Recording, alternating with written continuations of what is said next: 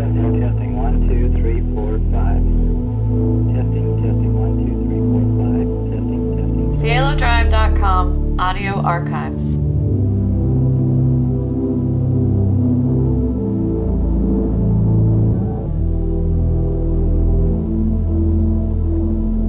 (1975). Context of tape recording is the interview prior to 4244 findings of the defendant Lynette Fromme in the case of the United States versus Lynette Fromme, criminal number S75451. Place of interview, the Sacramento County Jail. Persons present during interview, Dr. Richmond, the defendant Lynette Fromme, Assistant Federal Defender Robert Hawley, Federal Defender's Investigator David Kraft. Are you aware of the purpose of my... All parties are now present. The time is 3:41 p.m. mental competency right now to understand what's going on and to be able to work with counsel, and apparently you have requested to be your own counsel. So there's particular concern as to whether or not you have the mental wherewithal to meaningfully give up your right to counsel and be your own lawyer, so to speak. So if it's all right with you, I'd like to proceed with such an examination. I'll be giving a report to the judge and a report to Mr. Walker of the Public Defender's Office and a copy to you. The court order specifies that each of you gets a copy. So if it's okay, we'll get started. Go ahead. Okay. You okay? Good. That's just a formal letter of appointment. Do you go by Lynette? Yes. Okay. What's your date of birth, Lynette? October 22nd, 48. 48, which would make you right now... 26, almost 27. Okay. Are you single? Yes.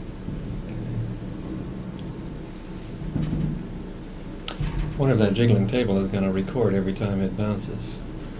I notice as I write, the table rocks a little. You get a hold of it.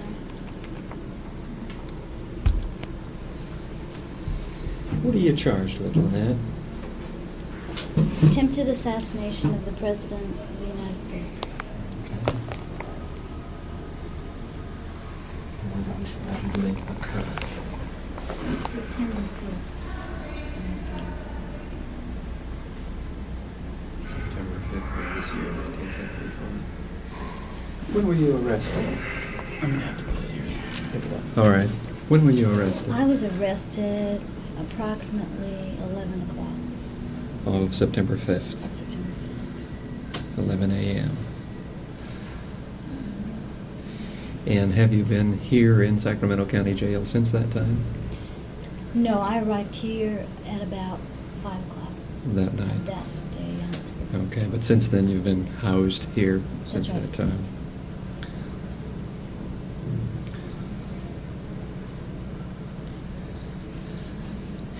Who at the present time is your attorney? This is my attorney, Robert Hawley, Okay. and the Public Defender's Office.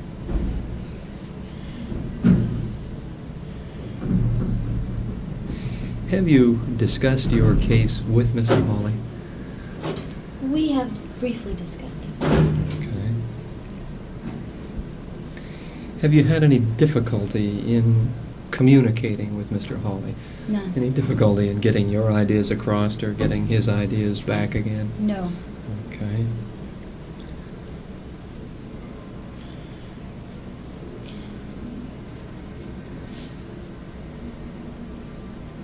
About how many times have you been to court so far? I think 3 times. 3 times. I have been represented by Richard Walker, who's also Okay. with the Federal Public Defender. I think that's E. Richard Walker, isn't it? That's right. Yeah, okay.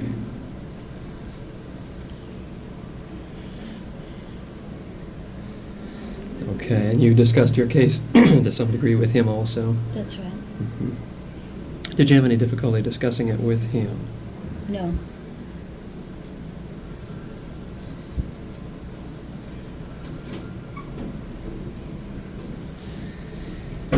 If you were to be found guilty of this offense, what penalties do you face? From a number of years to life imprisonment. Okay. So that's a pretty heavy offense that you're charged with. Yes. Okay.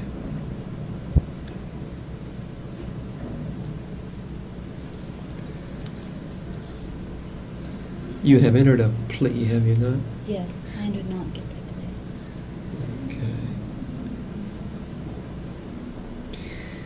When you entered that plea, was that a decision arrived at only by you, or a decision arrived at in conjunction with Mr. Hawley and Mr. Walker? Well, I can't testify to their state of mind. I know what they've told me, Mm-hmm. but this is my decision, absolutely. Mm-hmm. Okay. Well, I wondered when you entered that plea, were you also following their advice, or was it a unilateral decision on your part? It was unilateral. Okay. Yours alone? Was that what unilateral means? Yeah, you made it all by yourself. Well, I would say that, yes. Okay. They agree with me. All right. So they concurred. They said, They yeah. concurred, that's right. Okay. If I sometimes use a word that isn't really clear, put me down. Oh, Because I do I'm- that. I'll I'm- ask. I'm not here to be vague and so forth. I really want you and I to communicate very, very clearly. Otherwise, my evaluation isn't going to be very meaningful if we're not really on the same wavelength.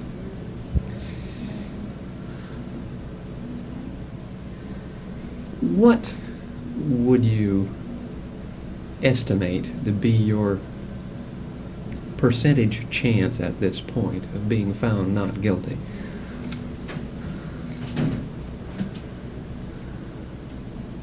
I have already decided exactly what I intend to ask the jury for, Mm-hmm. and I don't know if I should answer that. Mm-hmm. Well, most of us, when we enter into a situation of difficulty, have at least some kind of estimate going in the back of our mind how likely we are to be successful. Oh, I feel definitely that I have probably a 70% Chance of being found not guilty. on the percentage scale. Okay, okay. Yeah, I'm not trying to get into what you plan as your defense in detail or anything like that, but I'm just trying to get an estimate about how thoroughly you've thought all this through, Mhm. particularly the whole issue of being your own attorney. I don't remember the exact quote, but Abraham Lincoln one time said something to the effect that the attorney who represents himself as a... Has a fool for a client. Yeah, and what was the other one for the attorney? It went both ways, as a fool for a client, and I don't know, an idiot for an attorney or something like that. Right. Well, I've been told that, You have. and We've I discussed have that. looked it over. Uh-huh. Okay, and yet you're convinced you can effectively represent yourself. Yes. Can you share with me a little bit how you've come to that conclusion? What has made you decide you can do an adequate job of representing yourself? Because I'm quick when I wish to be. I feel that I can pick up the technical aspects of it. And I have a definite conviction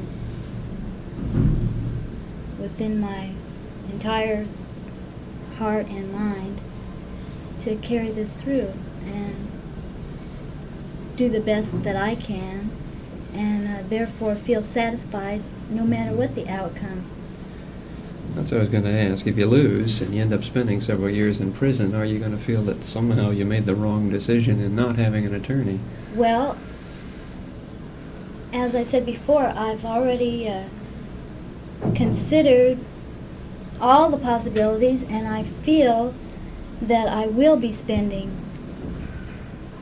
some time in prison. I feel this because of the evidence against me, but I really don't wish to talk about the case. Mm-hmm. I don't feel that I'll be convicted of attempted assassination. Mm-hmm. But you think you may be convicted of something else that will lead to some prison time? That's right. Okay. Now, because I've made a statement like that, this tape recording is strictly between you and me and the attorney and the U.S. attorney. Does he have a right to hear it? He I doesn't. don't believe so. If I The understand judge, right, the judge. this will be kept under the judge's safekeeping. That's my understanding. He'll lodge it. Mhm.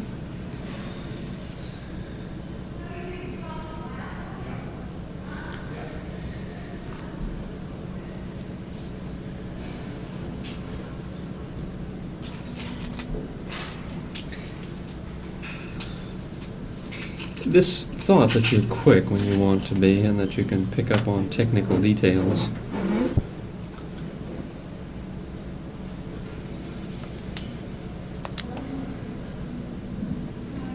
Attorneys go to school for many years. And Mr. Hawley and Mr. Walker have, in addition, had all kinds of experience thinking on their feet, going through this whole thing. But they also have a very large backlog of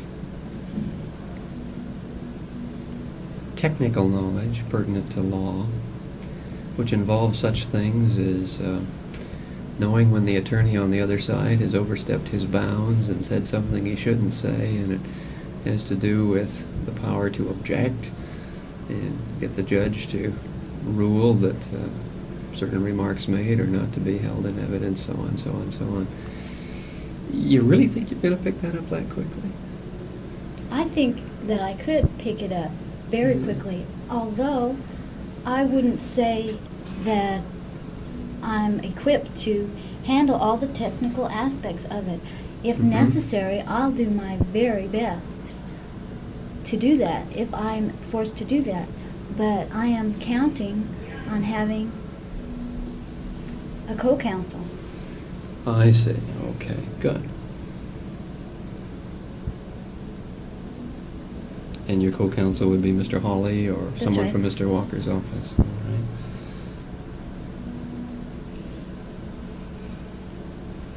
And I assume that's perfectly legit, isn't it, Mr. Hawley, to have co-counsel? It's a possibility. It's a possibility.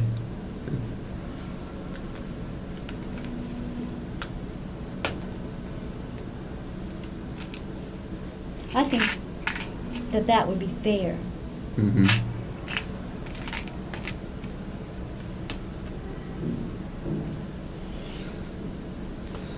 Have you been through a trial before? Have you been an accused before, a defendant? Yes, Mhm. On how many occasions? one occasion. The trial was never carried through. Okay. Have you spent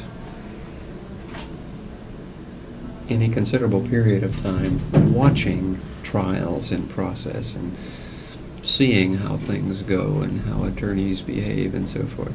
Have you spent much time in courtrooms watching what goes on? I wouldn't say much, but Mhm. some. Okay.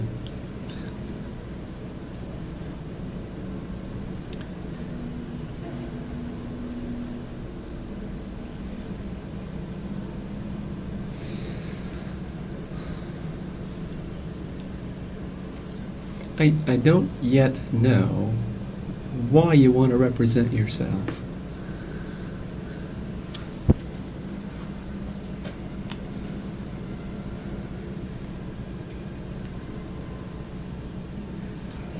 I'm thinking about what I can and can't say to you.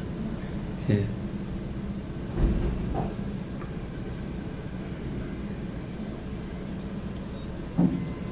Basically, Mhm. each person in life represents themselves. I don't feel that another person should get up and speak for me. I feel that I can speak for myself. I Mhm. think that I have a good brain. I can articulate what I want to say. I think that's the only way for me personally. Mm-hmm. Because another person represents themselves. The Mhm. attorney who gets up has a definite effect on a jury. Mm-hmm. Do you think that in the course of a trial, you're going to have much opportunity to speak for yourself? Well, I'll be conducting the defense. Now, Right. any juror who's watching me will be watching me and not an attorney. Yes. Thereby, they will judge me and not my attorney. Mm-hmm. I don't So you'll hold- get more exposure to the jury in terms of who you are. I will be able to speak directly to the jury. Uh-huh. I will be able to speak for myself. I can't put it any better. I have definite feelings about it. Mm-hmm. Yes, I see that. It's I'm very- wondering how thoroughly and technically you've thought it through. In a trial, the only time you would literally be able to speak for yourself would be if you took the stand. In other words, to speak my opinions. Right. Otherwise, as your own counsel, you're really not, except in closing arguments or opening arguments, you're really not allowed to express opinion. I'm allowed. You know, as though it's coming from you, you're limited to expressing it as though you're an attorney, trying to discredit somebody's testimony or something or other. You follow me? Let's put you in the same position with my convictions. That's hard to do, but your life is at stake, and there's going to be conducted this massive trial that has to do with your life, and you want to be able to participate actively in this defense of your own life. Mm-hmm. This is more important than anything that Mhm. anybody could argue to me. This is my life, Mm-hmm. and I should be able to defend myself. Mm-hmm. Okay, but I think, and like you say, it's hard to put myself exactly in your place, but I think if I were in your place, and I have done some thinking about this, I think I would want to actively participate in my defense, but through counsel. I would really want to have an attorney that I could really communicate with. And I would take an active part in my defense, but by being right at his arm and saying, hey, that didn't happen. Hey, ask this guy such and such. Hey, I didn't say that. And let the attorney carry the ball, but participate through him as As my you legal know. counsel. As you know, things happen very quickly in the courtroom. They do indeed, and that's my concerns about whether you've really thought that through or not, because Yeah. my thought is even if I was really an excellent athlete, like a football player, if somebody suddenly called me to pitch baseball, I'd be ill-advised, particularly if it was already the World Series, to get in and try and pitch baseball, even though I'm an excellent athlete, even though I'm used to being quick on my feet and quick with my hands. If it's in an arena where I just plain don't have skills. If your inner Why? conscience and all your feelings, all your thoughts told you this is what you must do, that's what you would do. And you would do a good job. Mm-hmm. Okay, what I would try to do, though, is to keep my feeling at bedrock minimum and let my intellect run the show. All right. Because in a situation like a court of law, feelings are really destructive, or potentially They so. could be. I understand that. Yeah. What I mean, I'm a court of law is saying a head trip. That's right. Yeah. Pretty much from start to finish, although we all Did he recognize send you emotional over here to try, factors to get try in. and get me to not defend No, myself? no, not at all. Not at all. This is my technique of really exploring with you how well you've thought this through. Right. And so all I can do is to try and imagine myself into your position and bring up all the questions that I think I would think about before making the decision that you quite apparently have made. So I'm not trying to talk you out of it. That's not my purpose. I'm just trying to explore in as great a depth as possible how much heavy thinking you've given to this issue. Because it is a heavy matter. It really is. I realize that. And Okay. that's why I only trust myself.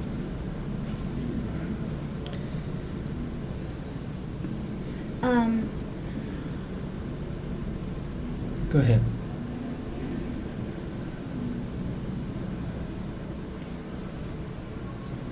Due to some experience that I've had with various counsel,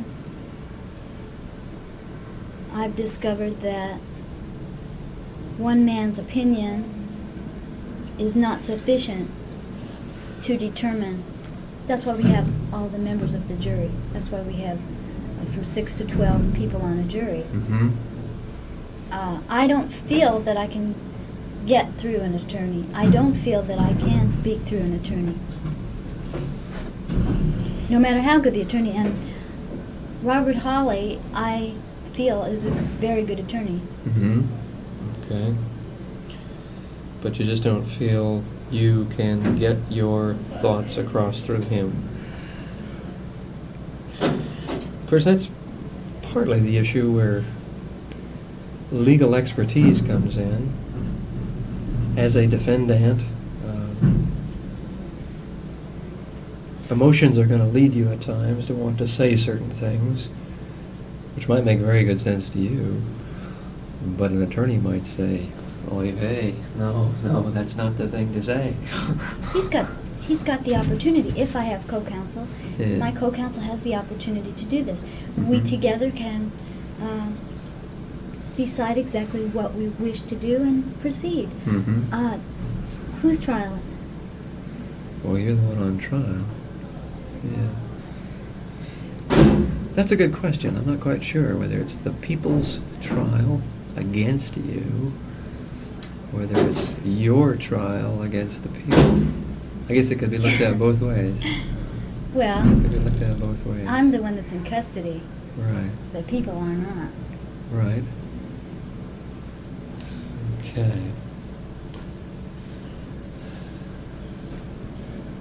Have you talked at length with Mr. Hawley or Mr. Walker about the possibility of co-counsel? Is that something you've discussed with them? No, we haven't discussed that at length. Okay. I think they feel that this is something that's up to the judge. I can't say what they feel. I don't know.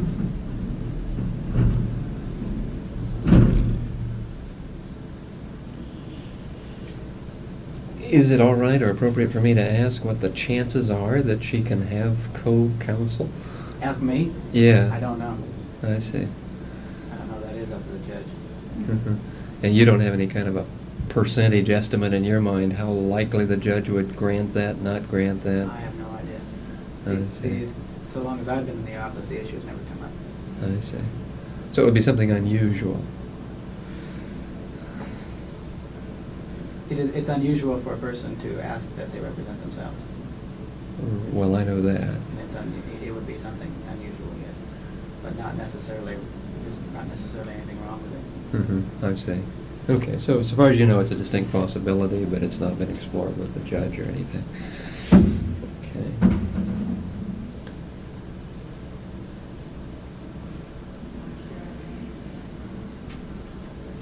How have you been feeling generally? I feel pretty good.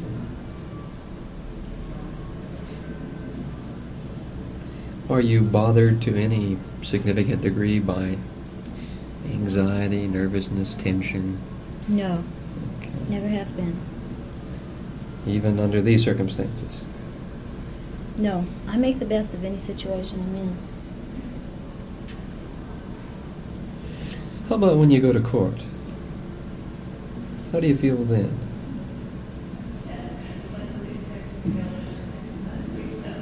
The first day I walked into the courtroom, I looked at the judge, and he looked at me. I felt satisfied at that time that there was a certain respect. and I feel comfortable in the courtroom. You have some confidence that Judge MacBride would deal fairly with you with your case? Well, from what I've seen, he is easy to talk to. Like I say, I feel comfortable with him. Okay. I don't know his record. I don't know what kind of decisions he makes. Mm-hmm.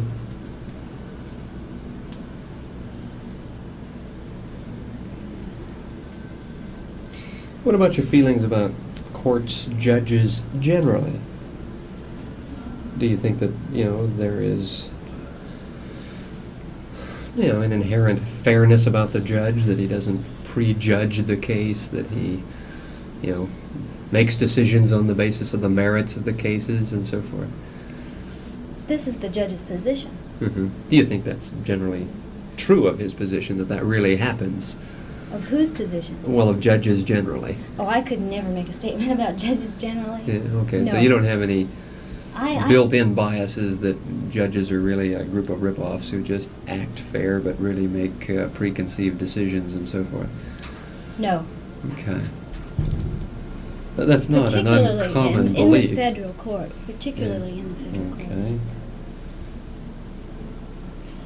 So I think generally, even though you don't know Judge MacBride's track record, your thought would be he's a federal judge and probably he makes honest decisions on the basis of the merits of the case. That's his job, and from my As far exposure as you to know, him, that's he what, would do that. That's what he does. Okay. Well, let me just summarize that you think he would be fair.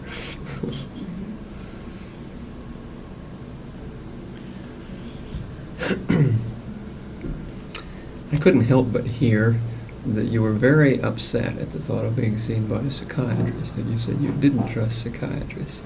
I was curious as to what lay behind that. Well, you have one set of thought patterns, more or less, in your lifestyle, Uh-huh. and you are also exposed to numerous people, I assume, who have many problems, Uh-huh. and these people talk to you Right. on a daily basis, maybe, and you are exposed to a lot of maybe perhaps distorted thoughts. Mm-hmm.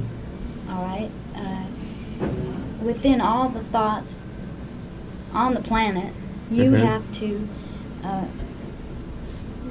construct a framework in your mind from which to operate, and all things considered, I feel that it's not right for one man's evaluation to determine what happens to me. In my past experience, I had a probation officer Mm-hmm.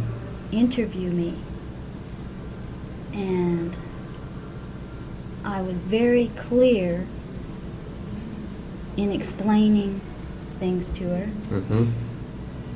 and I felt that it was a good interview, and there was Mhm. no depression whatsoever about the interview except what I perceived in her own eyes. Physically, she looked depressed. Mm-hmm. When I saw the report, she had put her depression on me, Mm-hmm.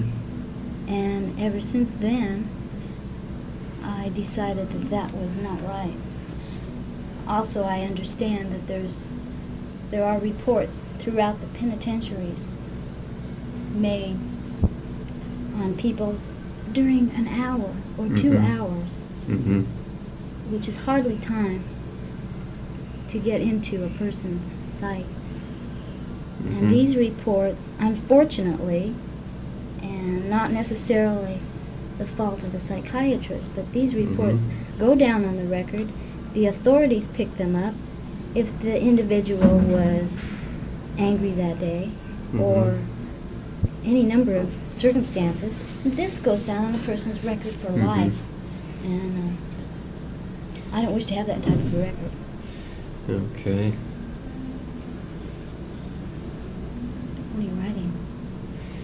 and that you have the thought that sometimes therapists' attitudes go down on a defendant's record for life. Is that a fair paraphrase? That's all right. What kind of vibes are you getting so far? Are you feeling as distrustful now as when you originally thought someone was coming to see you? I don't feel distrustful toward you as a person, Mm-hmm.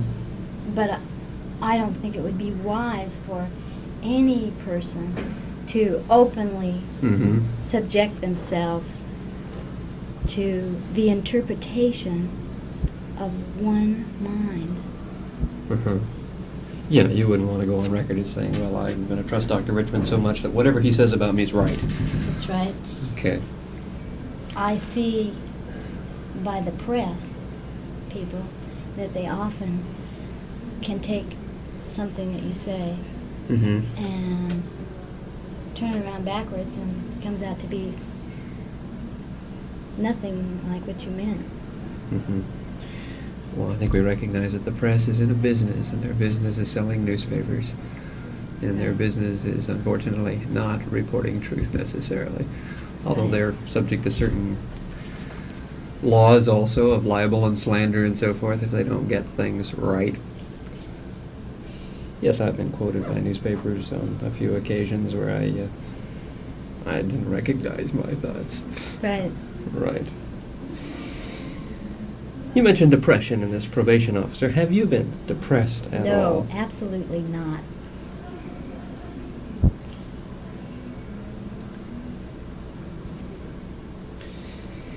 When you recognized that the judge was questioning your mental competency, how did you react to that? How did you feel about your mental state being questioned? He is doing this for the record.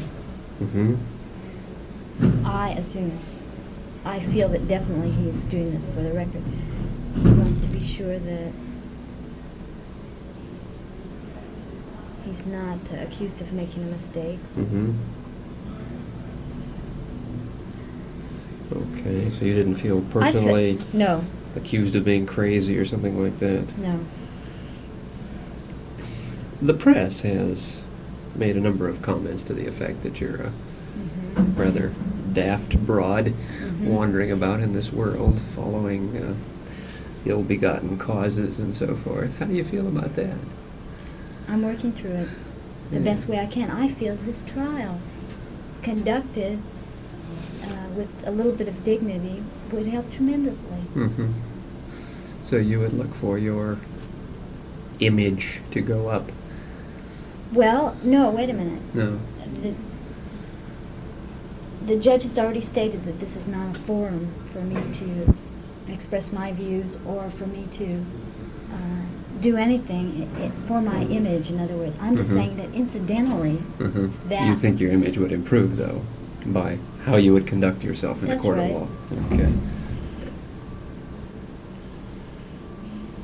Do you accept the judge's statement that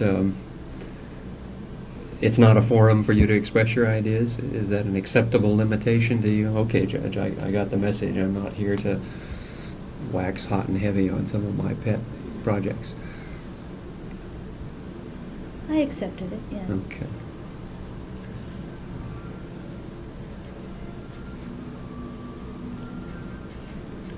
I saw you throw a glance at Mr. Hawley. Was there something I was asking I shouldn't ask her? She thought I leaned forward to Oh, say something. oh, I see. See, Okay. I'm already conferring with him. Okay, good, good.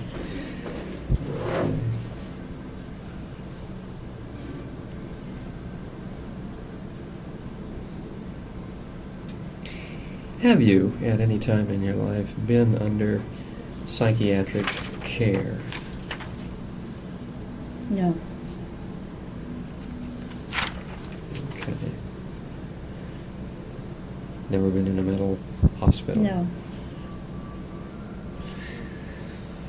Have you ever been under a general physician's care with tranquilizers, antidepressants? No.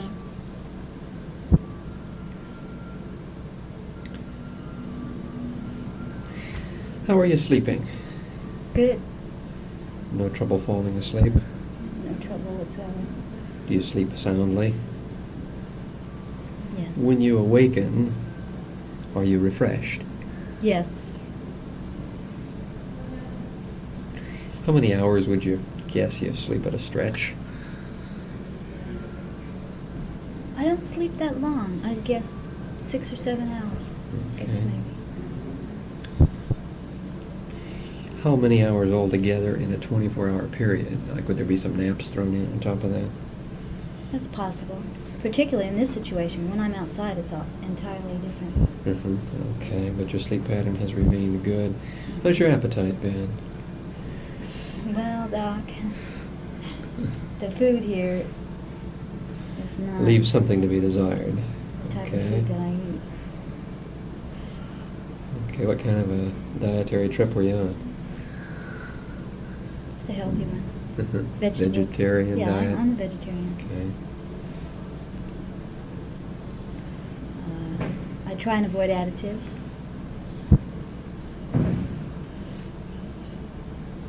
Sugar. I ordinarily don't eat any sugar. Mm-hmm. Starch. So really into a health food kind of diet, vegetarian, so forth. Were you taking vitamin supplements? No, I don't go along with that.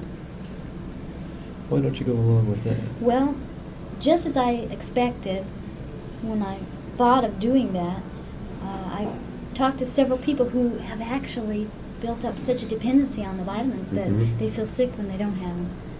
I don't like to be dependent upon Okay. anything. So you saw vitamins as a drug that you could get hooked on. That's right. You really want to be independent. I think everybody does, really.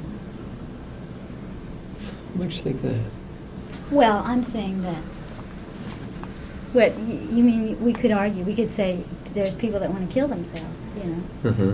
But what I'm saying is, you know, who does? Who wants to be dependent upon things that they can't always have?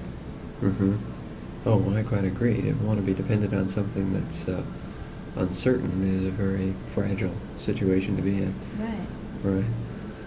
But perhaps to want to be dependent on something that's surefire is, I don't know, maybe that's man's natural lot. We could debate that too. What about thoughts about killing yourself? Have you ever had suicidal thoughts No, at no time in your life? not serious ones. I think every teenager's probably thought in their life, what if I did this and that'd show them, you know. Mm-hmm. Okay. But I wouldn't say that I was thinking that.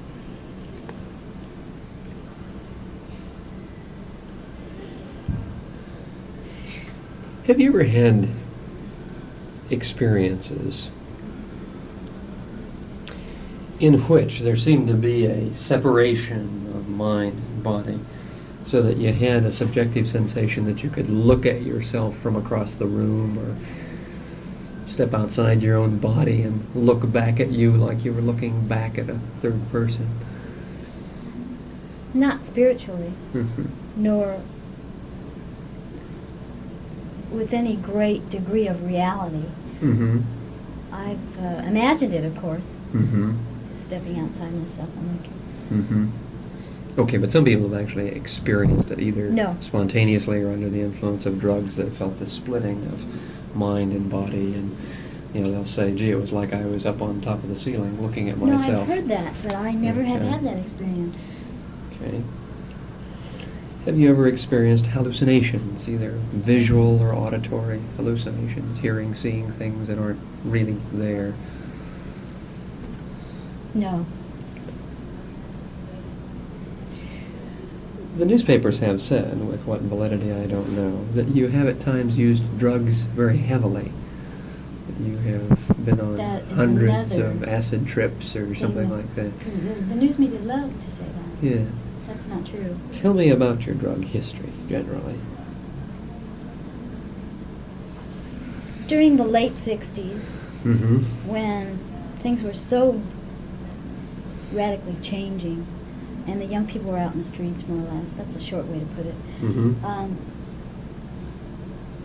I experimented with lysergic acid, LSD, Mm-hmm. and marijuana. I have never taken any cocaine. I've never tried heroin. I've never had I've never had a red in my life, which what they call a red, it's a depressant of some kind. Mm-hmm. Right, reds, yellows, Yeah. rainbows, two and Never all, had so any forth. desire to go down. Okay. What effect did you get out of the acid? What effect? Yeah, what did it do to you psychically? Oh, that would be a long, long explanation. Well, in not too great I'll detail. tell you that it hasn't impaired me in any way. Mm-hmm. I became aware of the possibilities of different realities as seen through different eyes, as seen through the Chicanos, for example. I went down in I traveled in my mind into their world in East Los Angeles. And then I traveled into the ghetto, and I traveled into high society, and like that. I've looked into the ways that people view the world. Mm-hmm. Kind of a philosophic trip, cultural philosophic. What? Partial identification with how See, other people might see the world? This is the problem with interpretation. Mm-hmm. We have to find a word to put on this. Right. All right. That's why I'm asking the question back this way, All saying, right. Are we on the same wavelength? I suppose you could call it cultural. Okay. Into the fields, into the rice paddies. Mm-hmm. Okay. When you took the LSD, did you have hallucinations then? Did you see colors or see Nothing that trails wasn't or there. time lags or anything like that? Colors, of course, are present.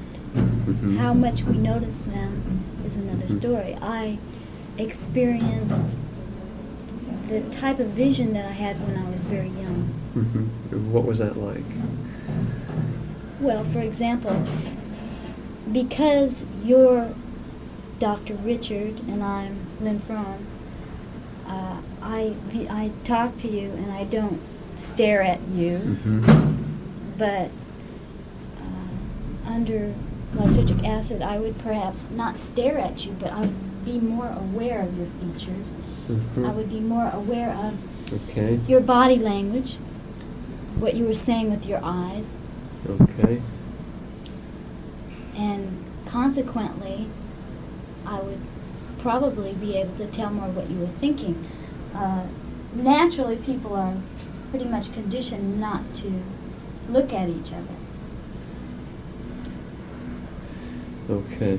But you didn't freak out and have some wild trips like some people have. They think they're Superman. They walk down the tracks towards an oncoming train thinking they can stop it, or No, this is they look at the sun till their eyeballs get burned out of their heads and things like that. I feel that that is an abuse Mhm. of the drug itself. I feel they've abused it. Okay, but you didn't experience any kind of No. trip like that. How many trips would you estimate you had? 100? 50? 20? No, I wouldn't say 100. I would say maybe 30. Okay. But I don't think that much. Okay.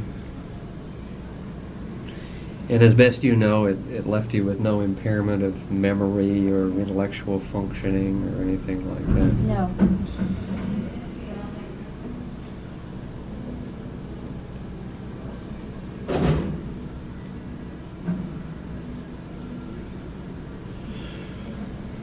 How heavily and how long did you use grass?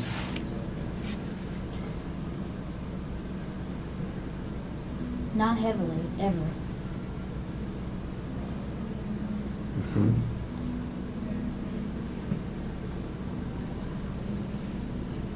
A joint a week, a joint a day. Oh, in other words, what's my conception of heavy? Yeah. I'd say it's more like a joint a week, Okay. but not consistently either. Mhm. Excuse me. What effect would you get from marijuana? There again, how do we describe the effects? Just I felt- describe it subjectively and see if I can I'll tune say, into it. Under the right conditions, Mm-hmm. I feel that marijuana can heighten the awareness. Sort of like acid. Well, acid, of course, is much stronger. Mm-hmm. Okay, would it be like acid, only Have you ever weaker? had it? No. No. Well, then, if you've never had LSD, I could never explain it to you. Yeah, I have some idea because I've talked to so many people who've used it. I think I can imagine to some degree what it's like. Well, it is an imagination. That in Yeah. truth is much what it does, is opening Yeah. up your imagination. But Right. you couldn't imagine unless you had that. Okay.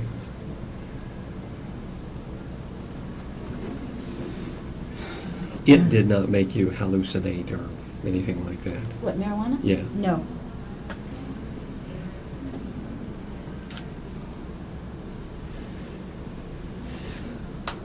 Okay, any other drugs that you've tried besides acid and marijuana? Did you get into stuff like STP, psilocybin, peyote? No, I've never had any of those. Okay.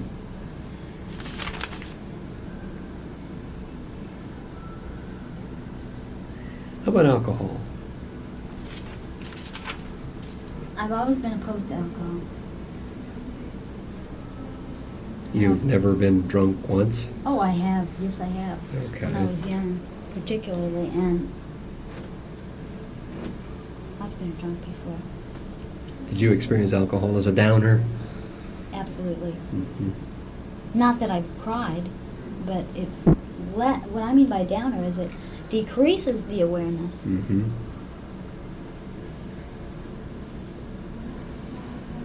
Okay, so you've not been a heavy user of alcohol. Absolutely not. I'll tell you something that I don't understand. Okay. Is why it's made to be such a big joke on one end and such a terrible, terrible, serious problem on the other in our Mhm. society. You know? Mm-hmm. We have people laughing in the comic strips and on Mhm. TV about the poor guy that's stumbling down the Right. street. Every comedian has it as part of his That's bit. right. And also Yeah. the sophistication of Right. drinking Right. alcohol. This is what drives our kids, you know, leads our kids into it. Mm-hmm. But I hear that it's been taken off the air. Mm-hmm. They can't advertise on television anymore, which I think is wonderful. Cigarettes either. Do you smoke? Tobacco? Not ordinarily. Sometimes. Okay. At this point in time, Lynn, are you on any medication of any kind? No. How's your physical health right now? Good. Are you generally a physically healthy person? Absolutely. Mm-hmm. Have you had any serious or major illnesses or injuries, other than usual childhood diseases like measles, mumps, whooping cough, stuff like that? You had No. any kind of serious illness? Ever had hepatitis? No. Operations? No.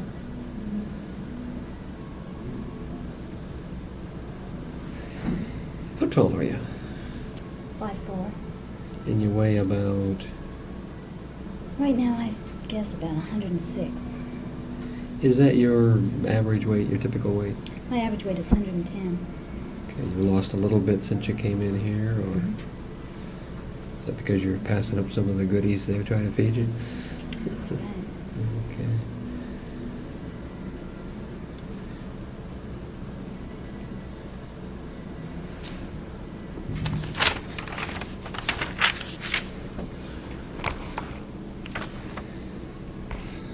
Should have a little more time left. I don't think we got started till probably about 1:45. I didn't jot the exact time. 10 or 15 minutes. I think that's about when we got started. I hope it's about that.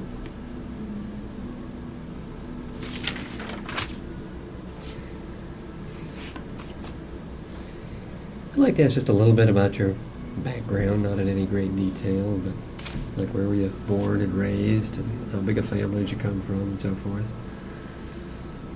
Do you think that's important to my psychological stability at the present time? In some aspects, yes, and particularly in terms of your relationship with your parents and how that might reflect on your relationship with people in authority generally and so forth.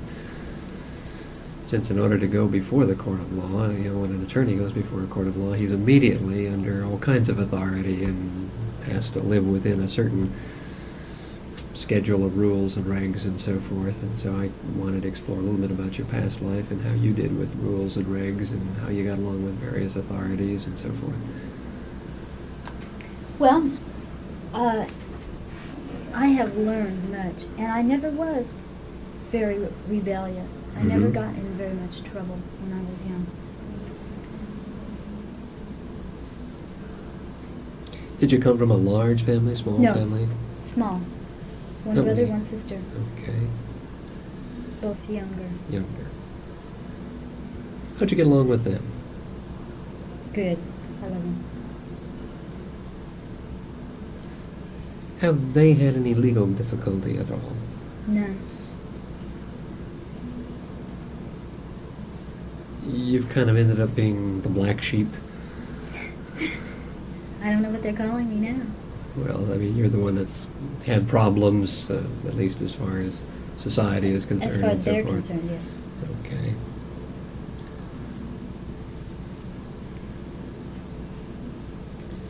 The problem child. In their eyes. Are mom and dad living? Now, does this go on the record? That I'm the problem child? Oh, Don't you understand think the so. inference of that type of statement? well, put it in brackets to indicate that's my word. Okay. Well, we're talking now, remember I just said, from my parents' viewpoint, Right. right? Right. We're not talking from my Right. viewpoint. Yeah, well, my comment here was patient is seen as the problem child, see. not that you are the problem child.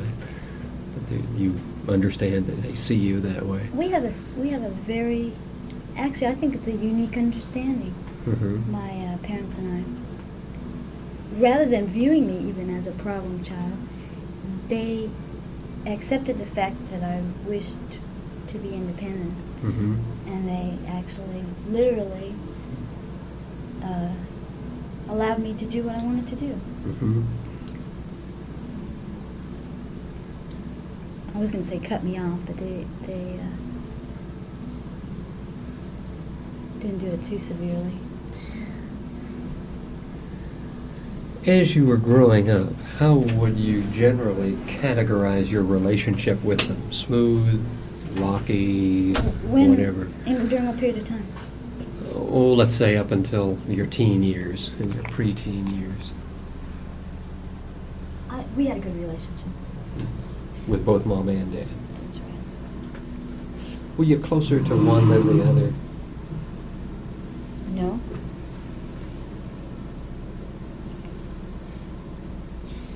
Could you just very briefly characterize them as warm, cold, friendly, distant, loud, quiet, passive, How about dad? I would describe them as passive. Mom and dad. That's right. Both relatively quiet people. That's right. Father very afraid. Do you know what he was afraid of? People have different fears. Mhm. Some people are afraid of water. Some people are afraid of other people. Mm-hmm. They're afraid of their own image getting Mhm. across to somebody. He had various fears like that. Mm-hmm. Okay. Did those fears get openly shown? I mean, it was very obvious Dad was a fearful guy. No, it wasn't obvious. Okay. Maybe that's a kind of retrospective adult thought you have about him I rather understand him. than... Yeah, Sure. You weren't thinking as a little girl, though, my daddy's scared. No. Okay. Doctor, can I cut in a moment and switch this tape over? Sure can. Get to the end. We'll just go ahead and proceed then. Should kick out a record when you get down at the end, Very good. and then just flip it over. Who made the rules at home, Lynn? Who was the boss in the family? I'd say both of them. Okay. Sort of equally authoritative.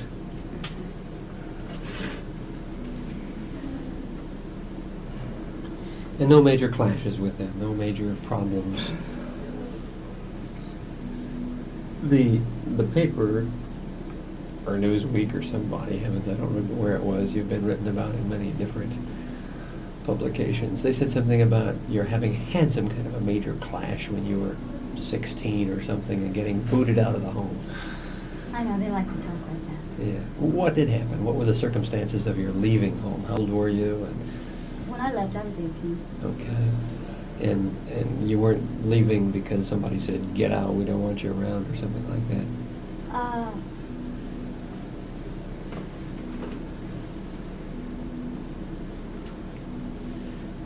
My father and I had a discussion and we didn't agree. It was Mhm. about something probably very minor. I don't even remember now. Mm-hmm. And he told me to leave. I see. Okay.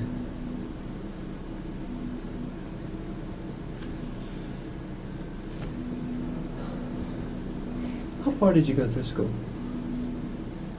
I just graduated from high school. I began a semester at El Camino College. What were you going to study? Psychology.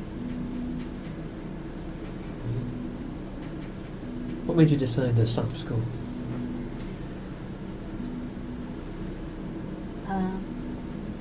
He told me to leave the house. I see. So you had no way of supporting yourself and going to school and so forth? Well, it was just the circumstances that presented themselves at that time, and I didn't go back. Mm-hmm. I was also dissatisfied with school. Mm-hmm. I wasn't learning anything. A person has to be wide open to learning. Yeah, there just wasn't time for you to do that. No. When you were in high school, what kind of grades did you get? During the former part of high school, I got very good grades. The latter part of high school, I became disinterested. I was more interested in literature. Did you fail any courses? No.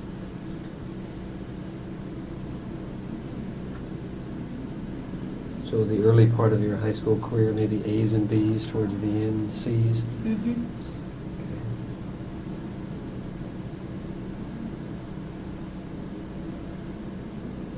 Did you have any particular run-ins with teachers, principals? No. How'd you get along with the other kids? Fine.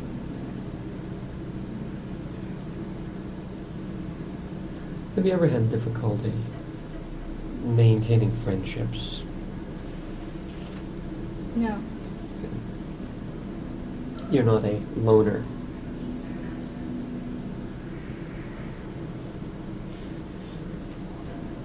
I wouldn't answer that.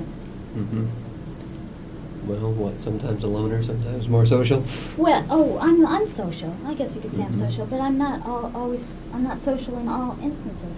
Mm-hmm. I couldn't be classified either way. Mm-hmm. I guess what I'm asking is, do you sometimes open up and develop very close and intimate friendships where you Oh, really Absolutely. are very close to people? How many really close friends would you estimate you have now?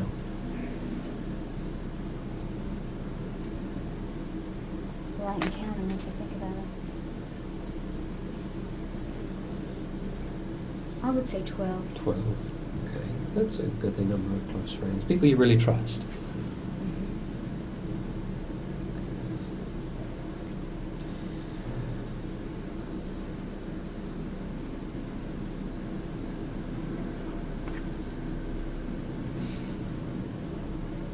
That time you were charged with something and the trial didn't come off. What were you charged with, Dan?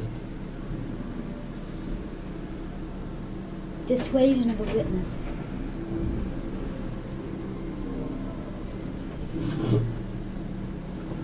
Why was that dropped, Lynn? It was not dropped. The original charge was attempted murder. Mm-hmm. This was a case where a girl allegedly received a hamburger with LSD in it. Mm-hmm. She allegedly received the hamburger in Hawaii, and at that time I was in the States. Mm-hmm. But this was brought as a conspiracy, and due to the Tate LaBianca trial that was going on, it was going to pass through Mm-hmm. with publicity. Okay. Consequently, I accepted a disposition. Isn't that what you call it? Would you plead guilty and do some time or something? Nolo contendere. I wouldn't plead guilty, Okay. but I did plead nolo contendere, and received 3 months on the county jail. Okay. How did you feel while you were incarcerated? Was that a really bad trip, or got along all right, or? Well, because of the place, Los Angeles County Jail is, I would say, is a very bad place to be incarcerated. Mm-hmm. Because of how large it is. And I mean, very impersonal. that's right. But I got along fine. Got along with the guards and inmates alike.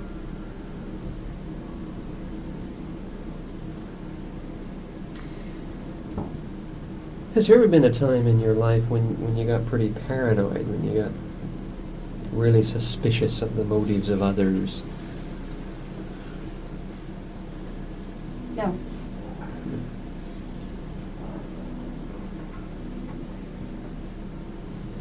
No time when you've had, let's say, a belief that somebody was, a person, an organization was out to kill you, poison you. No. Mhm.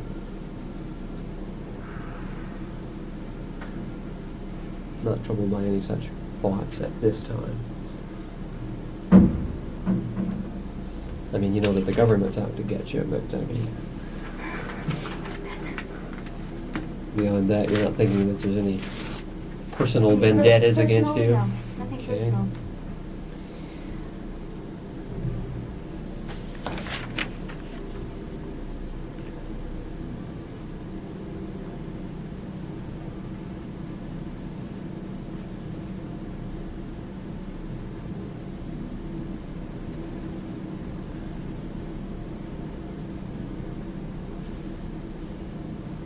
Are you in communication with your family at all at this time? Are they sending No. you letters or visiting you or anything?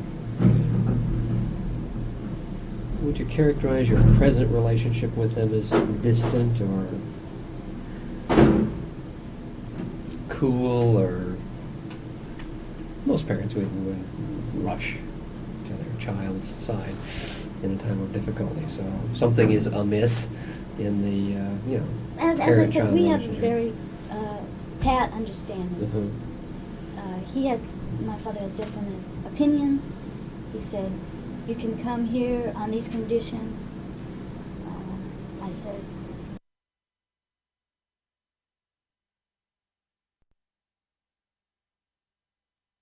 But how if we were to check it or anything? That's what's concerning me. Oh, well, you'll just record a little bit, then stop it, and just rewind it right. This guy knows his business, right?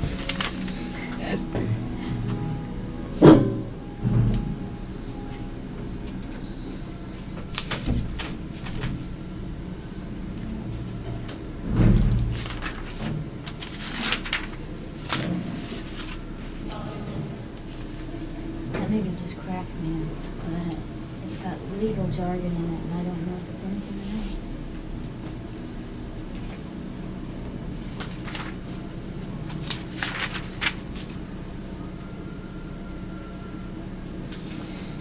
At the present time, Lynn, the charges against you are that you acted all by your lonesome, right? That's right.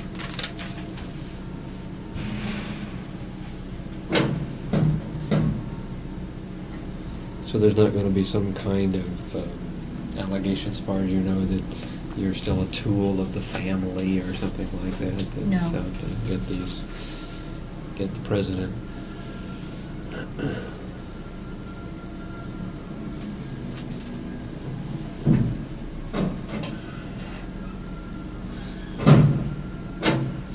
I feel like I ought to ask something about your relationship with Manson and the family, not in any detail, but again, I'm aware that there have been, all kinds of allegations in the press that, it was a really, crazy, hedonistic trip. Right. This is people's desires and fantasies. Yeah. This is another thing that I'm under. That he's under. Can you give me just a brief overview of your relationship with Manson and the family, so that I can say I covered it in case anyone asks? Who would ask? Well, I don't know, but I'm sure, much of all this has been seen at times by people as though this was an extension of certain beliefs on your part that got started at the time when you were with the family and so forth. I don't know who would ask. It just seems like it's a very big chunk in your life between 18 and the present time that I don't really know anything about from your own lips as to how your life went in the intervening 8 years. And that again would take a great deal of explanation because of what you've read. yeah, I would have to well, I'm not counter assuming each that point. anything I've read is accurate, rest assured.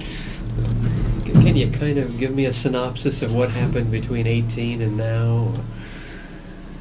Is that possible?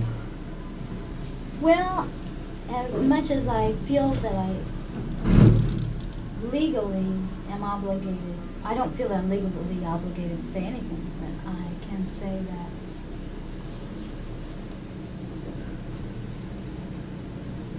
like most young people during Yeah. the late 60s, we did a lot of traveling around, we did a lot of meeting people. We were not hedonistic. Mm-hmm.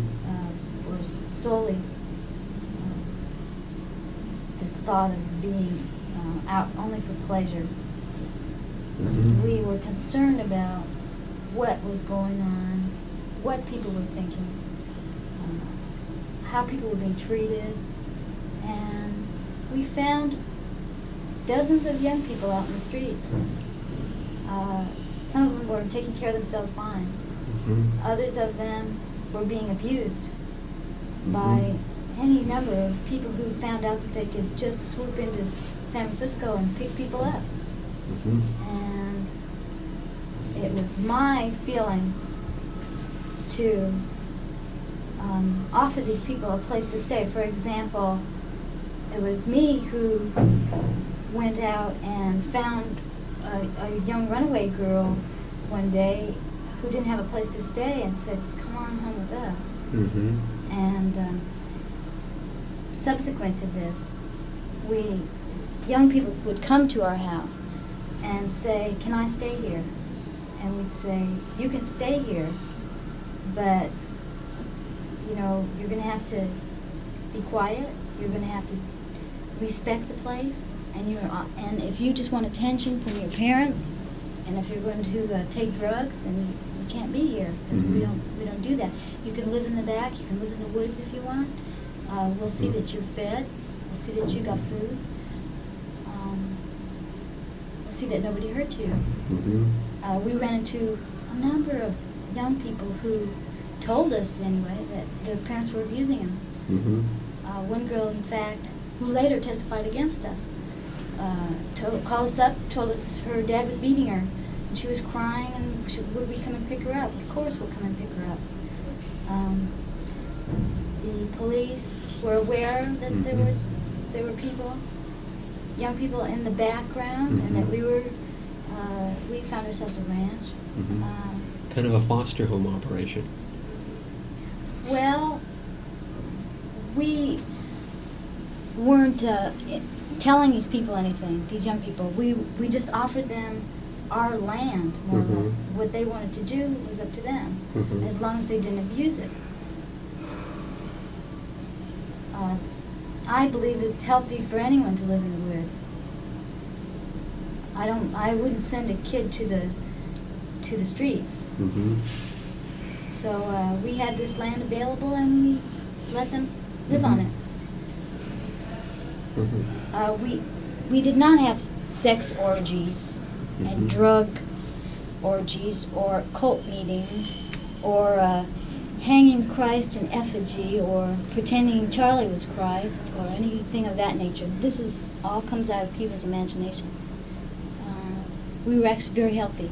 We found out that by giving to each other and supporting each other and building each other up and realizing that there is a joy in giving, there is a purpose in being able to serve each other, we found great satisfaction.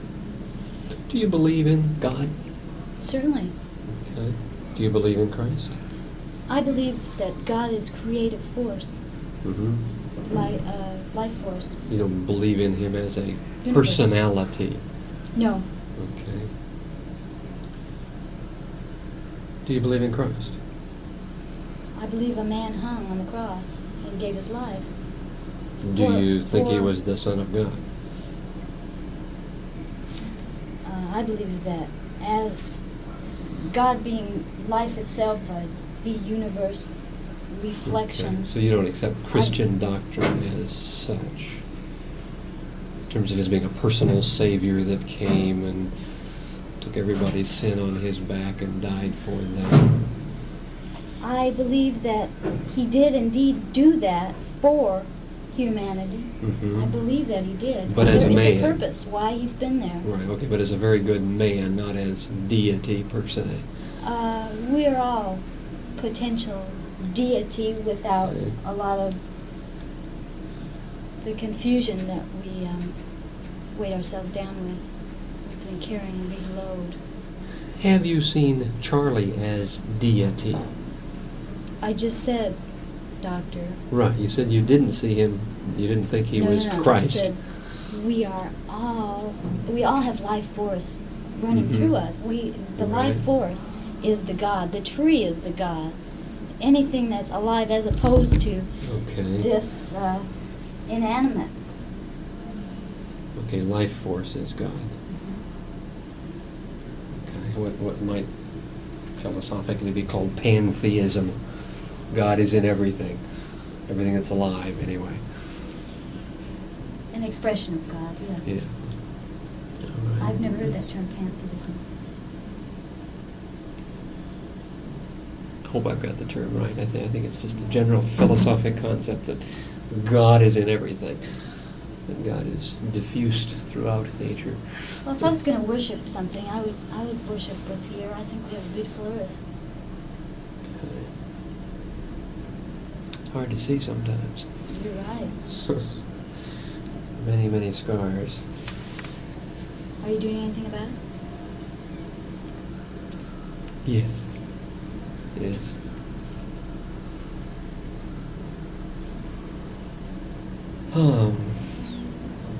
Have you ever had any severe head injury? No. Ever had fainting spells, epilepsy, convulsions? No.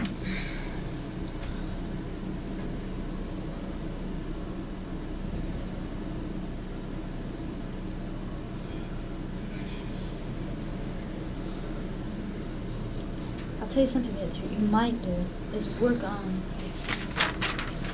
getting the drug commercials off the television. You know how powerful Mhm. suggestion is. Yeah. We don't really need to hear about headaches, 20 times in a day. Right. Right.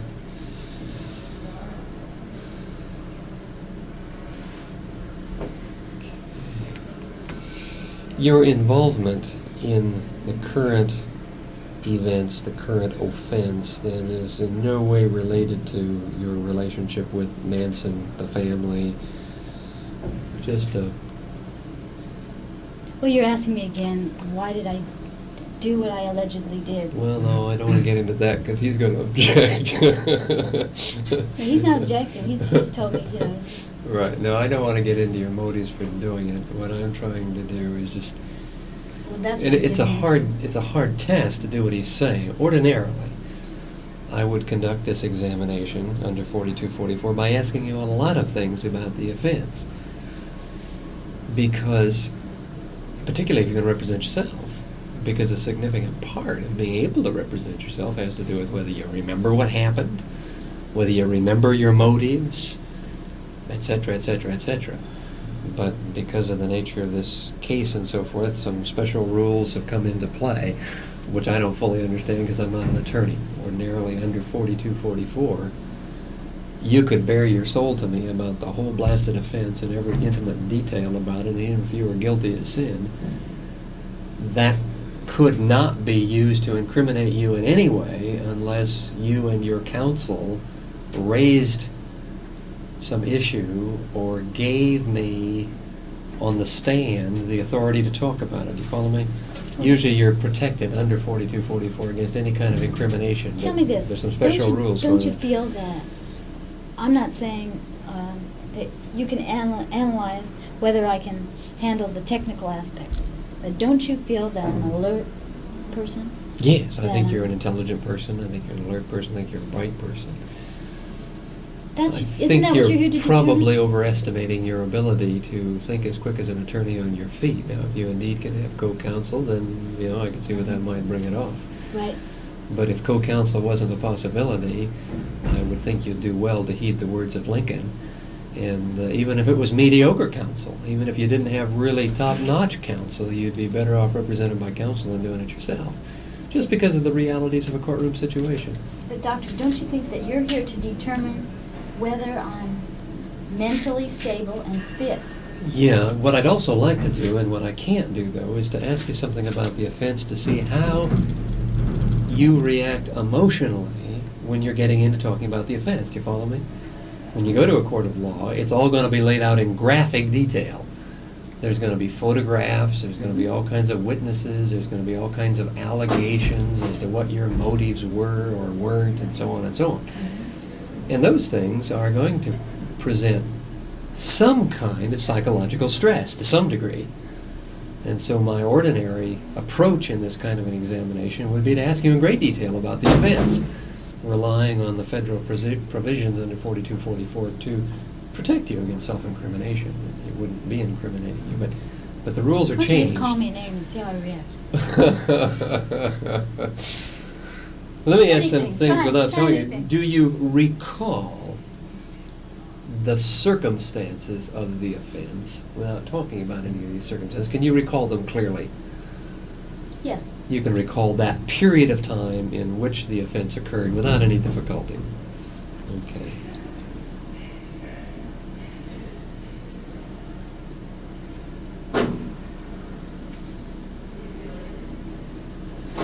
It makes it a difficult 4244 because usually I go into it by way of being a kind of stressing situation.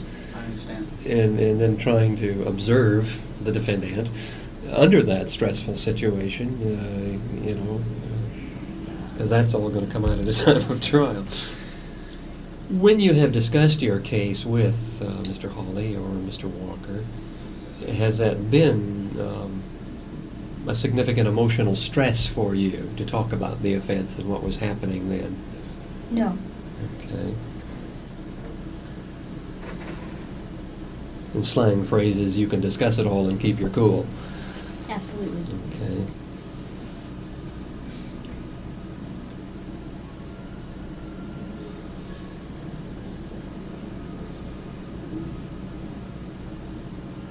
And I assume that means then that you are capable of going into the nitty-gritty of whatever happened without coming unstrung. Yes.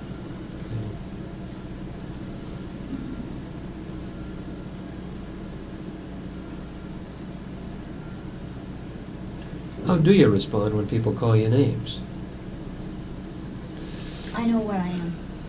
Okay, well, people, in a sense, if I understand you right, you anticipate they're going to be calling you names in a court of law. Oh, I've been called names. many They're going to times. make you out to be some kind of a real pariah. A real what? Pariah. What's a Somebody, well, somebody that goes around kind of living off of society and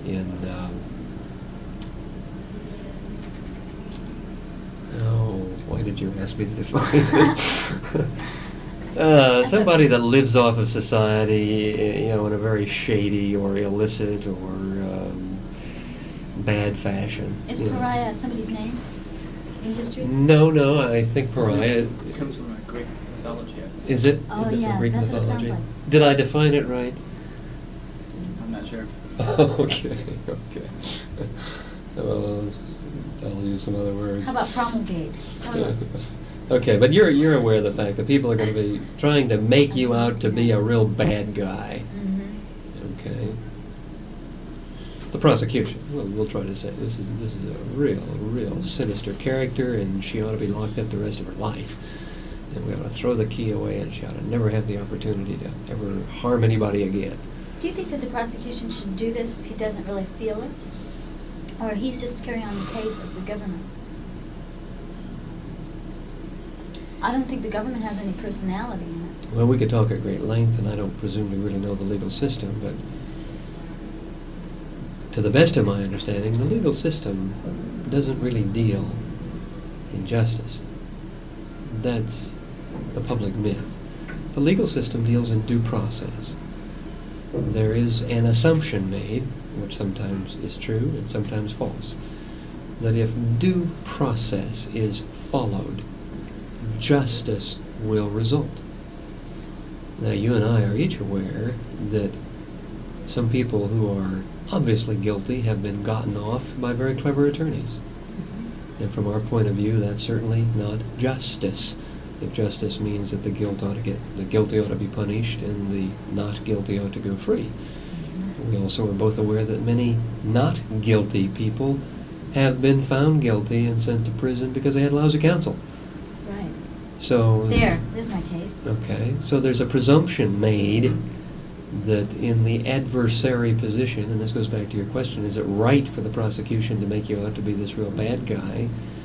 Well, I can't judge finally whether it's right or not, but the assumption is that the prosecution is going to make you out to be the devil, and the defense is going to make you out to be an angel, and somehow a perhaps somewhat befuddled group of 12 men and women Mm-hmm. are going to try and decide from all of that what they think's going on, and whether, in their opinion, you ought to be punished, or how much you ought to be punished if they make a recommendation to the judge and so forth. So I'm not going to try and judge that. There are some obvious defects in the system from my point of view.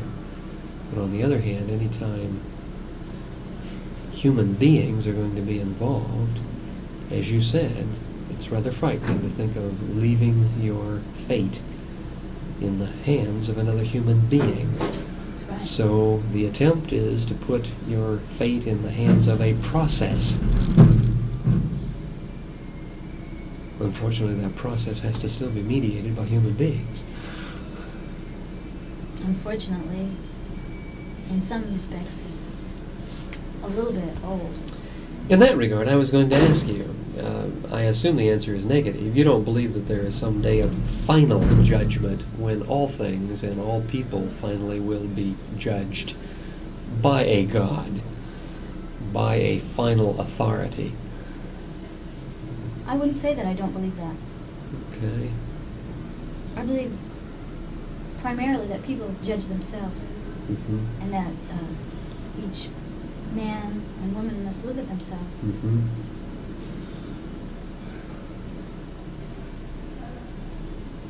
In life and death. Okay, maybe there's just a question mark still in your mind as to what finally happens, if anything, when all this is done. When all what's done. Our life here. Oh, Whether there's a life hereafter, and if so, under what conditions, and so forth.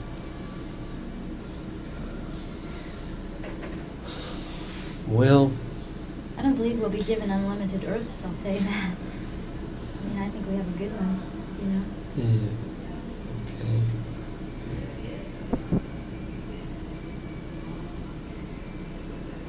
Do you get angry very often or very easily? Do you lose your cool to No. anger? No.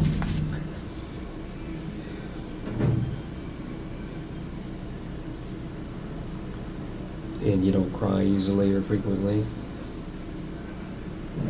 I'll tell you.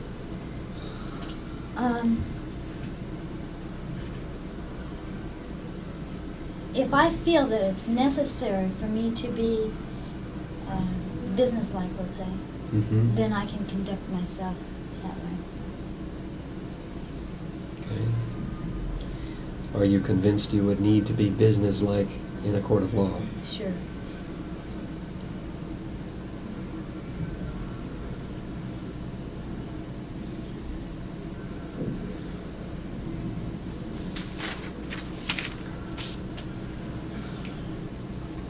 In other words, I have definite feeling, but I can sublimate it. Mm-hmm.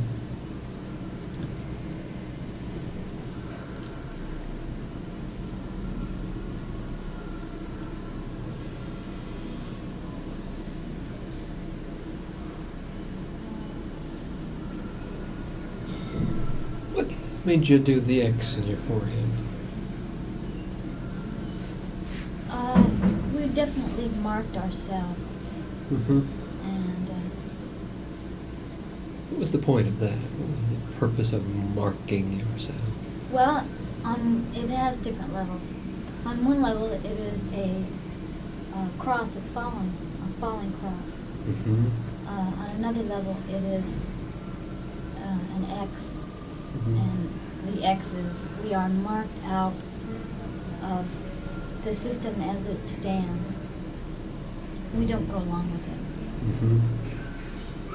And by go along with it, I mean, it needs to be changed. Mm-hmm. This was the step that we took, Mhm. and many people criticized us.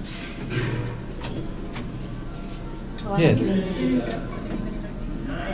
We will be through very shortly, and then Lynn will be able to. I'll wait until. Can you hold it Thank for you. us? Yeah, one minute. Okay. Thanks.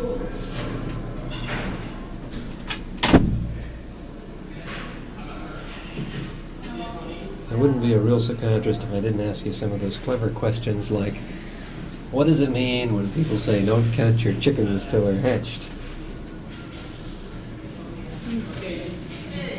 Don't think you won the case when you haven't started it. I don't think you've won the case when you what? When you haven't started it. Okay. Don't believe it until you see it. Okay.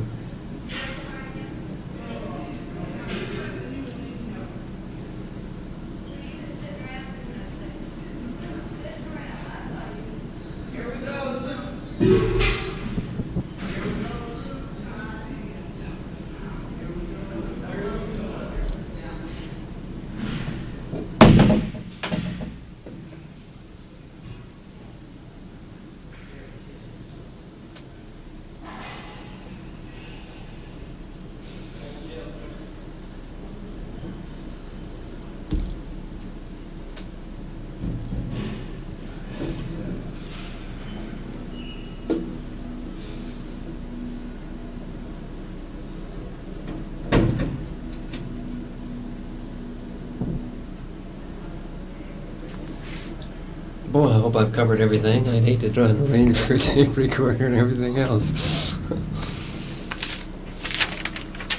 Lynn, I certainly think you have the capacity to waive the right to counsel. And, I certainly find her to be competent under 4244.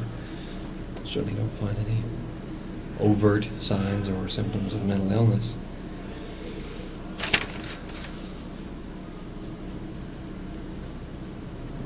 I have my obvious concerns about her belief in her ability to field the kinds of activities that go on in a court of law. I've been in courts of law many times doing medical legal work and not ever tried to be an attorney. And the more often I'm in a court of law, the more thankful I am that there are attorneys, and should I ever be charged with something, like I say, even if it was mediocre counsel, I'd want counsel there. Because even mediocre counsel knows the rules of the ballpark inside the courtroom that I don't know. There are certain ways of fouling out and so forth. And even if you're in the process of making a very telling point and you cross the boundary, somebody can suddenly object. And unless you have all kinds of cool and reserve, it'll just completely derail your thinking. And an attorney is set to deal with that. As a matter of fact, he hopefully knows those boundaries so well that even if he purposefully steps over it to test the judge or test the other counsel to see if he can get away with something, if the other guy wakes up in time and objects to the foul, he doesn't lose his cool and steps right back in.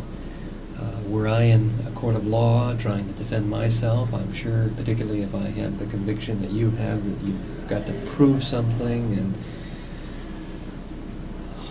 my emotions would get involved, and I wouldn't be able to follow those foul lines. I'd step over them, I'm sure.